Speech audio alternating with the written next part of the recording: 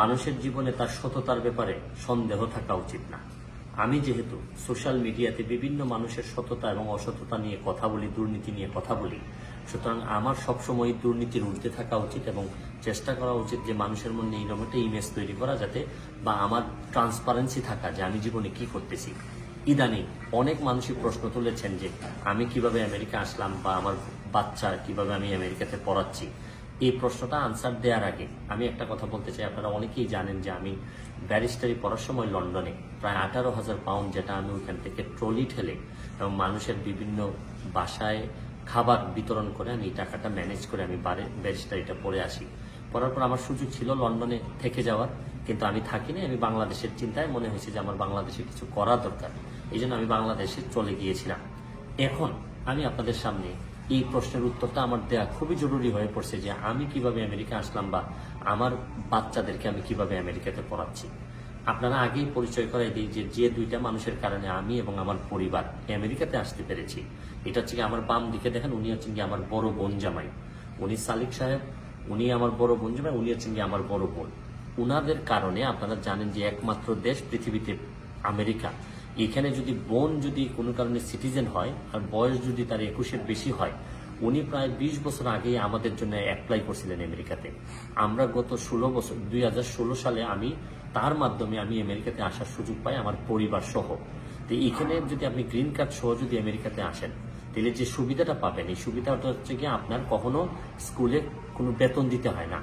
আমার যে দুই বাচ্চা ছেলে মেয়েকে আমি স্কুলে পড়াই, এখানে কোনো বেতন দিতে হয় না, কিচ্ছু দিতে হয় না, মানে আমার কোনো টাকাই খরচ হয় না। আপনারা জানেন যে বাংলাদেশে যদি আমার এই ছেলে মেয়েরে আমি পড়াইতাম, তাহলে মিনিমাম 50-60 হাজার টাকা আমার মাসে খরচ হইতো। যে টাকাটা আমি পাই, এই টাকাটা আমি আমার এলাকার মানুষের জন্য খরচ করতে পারি। এদিকে আমার পরিবারকে চালানো হচ্ছে কি, আমার মা এখানে থাকেন, আমার বোন থাকেন, আমার আরেকটা বোন থাকেন, তাদের প্রায় 1,5-2 হাজার বা ডলার যেটা খরচ হয়, এটা আমার বউ নিজেও কাজ করেন এবং অন্যান্যভাবে আমি 200-300 ডলার দিতে পারি, দিয়ে কোনো রকম চালাইতে পারি। এখানে আমার বিরুদ্ধে অভিযোগ আছে যে টাকা আমি বউ ছেলে মেরে দেওয়ার কথা, এই টাকাটা আমি আমার এলাকার মানুষকে দিয়ে দিই। এই জন্য আমার মার বিরাট অভিযোগ আমার উপর আছে। আমি মনে করি যে শুনেন, শুধু এমপি মন্ত্রী হইলেই আপনি সম্পদের হিসাব দিবেন, ব্যাপারটা এইরকম আমি বিশ্বাস করি না। আমার যারাই বিশ্বাস করেন, আমার ফলোয়ার যারা আছেন, তাদের মনে সবসময় এই প্রশ্নটা উকি দিতেই পারে যে এই ছেলেটা আমেরিকাতে তার ছেলে মেয়ে পড়ায় কিভাবে। সে তো বলে যে তার কাছে টাকা নাই। আমি আপনাদেরকে গ্যারান্টি দিয়ে বলতেছি, আমি ব্যারিস্টার সুমন, আমার আমেরিকা, আমি অথবা আমার বউ কারোই আমেরিকাতে কোনো ধরনের বাড়ি ঘর নাই, ইভেন আমার ভাই বোনদেরও নাই আমেরিকাতে। এবং বাংলাদেশে আমি ব্যারিস্টার সুমনের নামে একটা ফ্ল্যাটও নাই, একটা জমিও নাই, কোনো ধরনের সম্পদ আমার নামে নাই। শুধু আমার যে গাড়িটা আমি ব্যবহার করি, যে ল্যান্ড ক্রুজার গাড়িটা, এইটা আমার নিজের নামে এবং ব্যাংকের নামে, পূবালী ব্যাংকের নামে অর্ধেক, আমার নামে অর্ধেক। আমি 50 লক্ষ টাকা লোন করে এই গাড়িটা কিনছি। সম্পদ বলতে আমার এই জিনিসটাই আছে। আমি শুধু আজকে আপনাদের সামনে এই কারণে চলে আসতে হয়েছে আমার, যেহেতু সততা বা এইগুলা নিয়ে আমি কথা বলি, সুতরাং এই দুইটা মানুষের সাথে আপনাদের পরিচয় করাই দিলাম। যে দুইটা মানুষ আমার পৃথিবীটা বদলাই দিছে মানে আমেরিকাতে আসছি আমি বড় জিনিস না। মানুষের নাকি যখন বয়স বাড়ে তখন সন্তান আর সম্পদের প্রতি লোভ বাড়ে। আমি চাইছি যে আমার এই লোভটা যেন না পারে, আমি যেন আমার এলাকার মানুষের জন্য করতে পারি।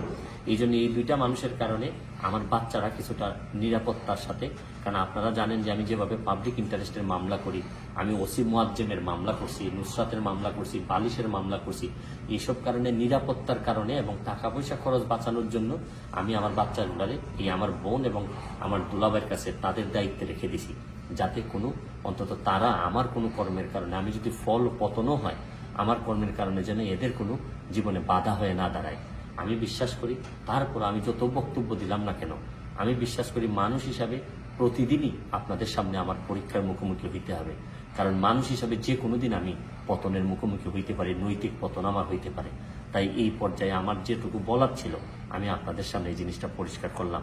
তারপর ভবিষ্যতে যদি কোনো কিছু বলতে হয়, আপনারা যদি প্রশ্ন তুলেন, তাহলে আমিও আপনাদের এই পরীক্ষা সবসময় দিতে থাকবো। ভালো থাকবেন, সুস্থ থাকবেন।